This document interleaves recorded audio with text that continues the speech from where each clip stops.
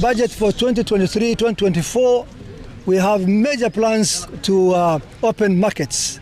As you can see, only today in Garissa Township, we visited 3 uncompleted or unfunctioning markets, one of them being Kiwanjabure or Liban Market, as I had changed the name earlier.